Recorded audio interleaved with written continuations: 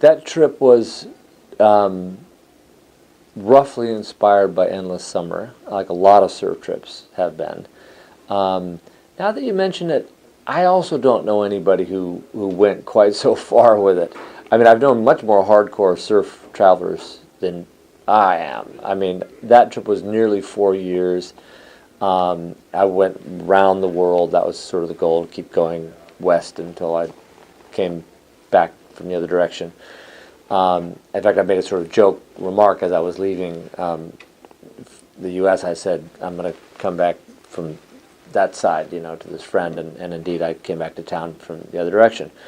But I wasn't really sure I'd complete it, and I thought of it as something that all surfers kind of had to do.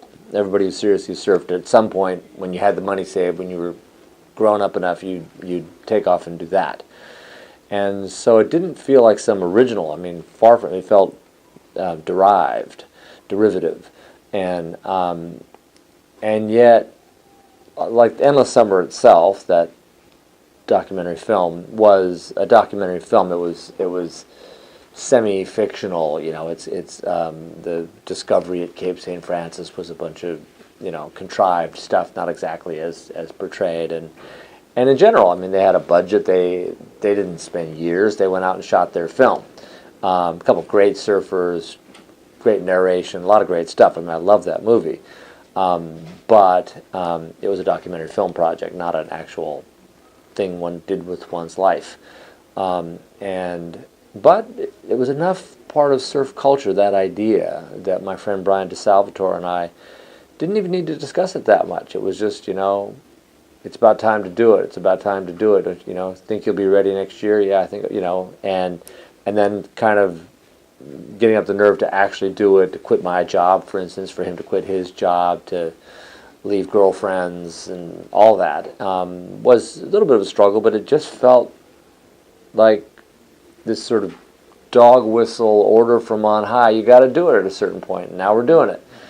And when I think about it, I don't think those guys in Endless Summer were using navigation charts for, and camping forever. That's not what they did, actually. But there was a different version, often referred to as feral surfing, feral surf hunting, that we were doing. You're camping, or you're staying with local people in their villages and farms and what have you, and we just did it. And the idea, of course, is to try to find great waves that nobody's ever seen before, nobody's ever surfed before. And we got very, very lucky. I mean, we surfed a lot of pretty good and strange, difficult places in Tonga and Samoa and Fiji, and then we lucked upon a great, great wave, one of the world's great waves in Fiji. We weren't the first people to surf it. There were at least two guys surfed it before we did, that we know of. But we went and camped on this uninhabited island called Tavarua in West Fiji.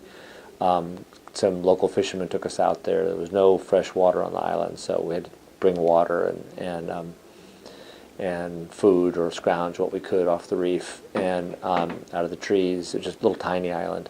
And we camped there week after week. They'd come back once a week to, for resupply us. And it wasn't very consistent. The first 9 days we were there were no waves. But when the waves came, they were. It's now, as I say, a very famous surf spot. But at the time, it was a big secret, and we'd found it, and just a couple of other people knew about it. And it's this incredible left, this long, long, hollow, peeling, shallow left, breaks right into the trade winds, wraps up about 180 degrees around this island, and so it's breaking back into the trades, the southeast trades, and it was just what we'd been looking for. And it was a left, so it was on my backhand, so it was a bit of irony. I mean, I surfed it about half as well as I could have surfed a right going the other way. But I learned a lot about backhand surfing and backhand tube riding and how to go fast on your backhand.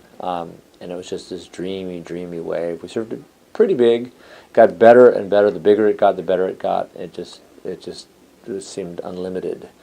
And over the course of that season, a few other yachts came in with surfers, and at the end of the year, end of the surf season, we figured that maybe 9 guys knew about it, 9 surfers knew about it, and we all had discussed it. It was this deep, dark secret we would never tell anybody. somebody didn't keep the secret. Word got out. It's now a resort in a very famous way, but called Restaurants of all things. Really a shame. I mean, because So they call it Wave?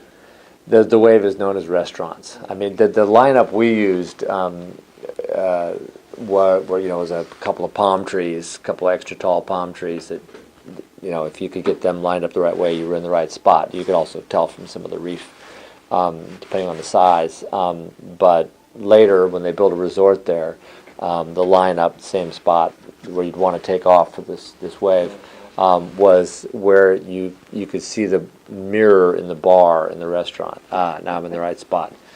I went back, you know, years later, and I swore I never would, but I eventually broke down. And I mean, they privatized the wave. I mean, politically indefensible. That wave and another one, an outer reef they discovered called Cloudbreak, which is a great wave, different, bigger, not as immaculate, but a great wave also. And they made a deal with the government, these Americans who started this resort, to have exclusive access. Their guests were the only people who could surf these two places. So they were uncrowded. Two great waves with very few people. I, you know, as I say, I found that sort of politically obnoxious and insane that you could privatize the ocean that way, and yet irresistible as a surfer. And I eventually, my, you know, morals collapsed, and I became a paying guest once I could afford it, and I started going there a lot. I mean, for about 10 years, I went at least once a year, starting around 2001, I think, 2002.